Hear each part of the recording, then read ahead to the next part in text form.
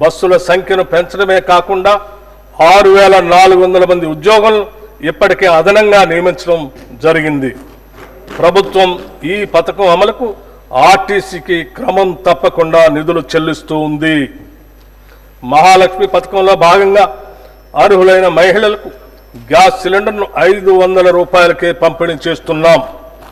ఈ పథకం ద్వారా 43 లక్షల కుటుంబాలు లబ్ధి చేరుతూ ఉంది. లబ్ధిదారులు ఉపయోగించిన సిలిండర్లకు సబ్సిడీ కింద రాష్ట్ర ప్రభుత్వం 433,20 లక్షల చెల్లించింది.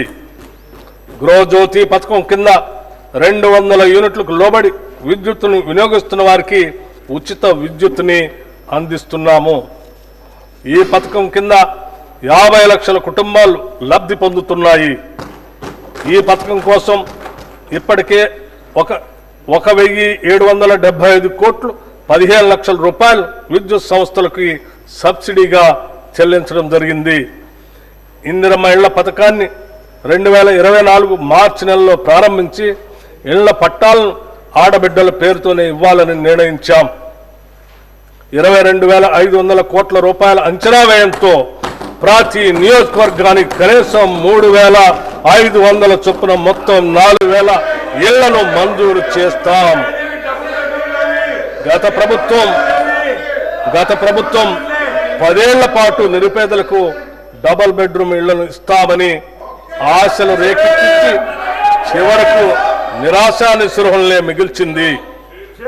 అసంపూర్తిగా నిలిచిపోయిన గృహాల్లో 34,545 నిర్మాణాలకు 305 కోట్ల 3 లక్షల రూపాయల నిధులు కేటాయించి వాటిని అందుబాటులోకి తెస్తున్నాము.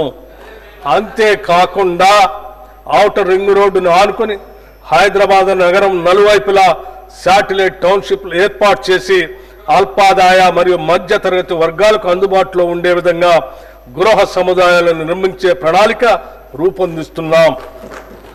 రాష్ట్రంలోని నిరుపేదలకు ఆరోగ్య భద్రత కల్పించే ధ్యేయంతో రూపొందిన రాజీవ్ ఆరోగ్యశ్రీ పథకాన్ని చేతిలో భాగంగా అమలు చేస్తున్నాం.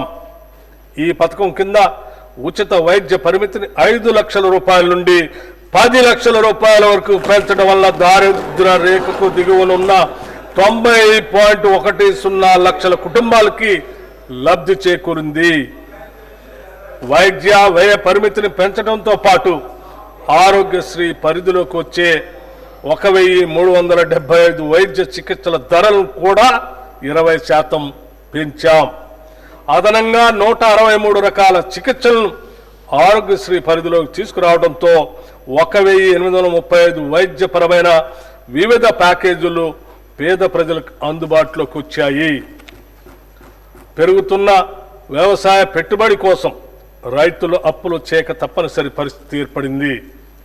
గతంలో చేసిన అప్పు తీరితేనే రాబోయే పంట కాలానికి కావలసిన పెట్టుబడికి రుణం దొరుకుతుంది.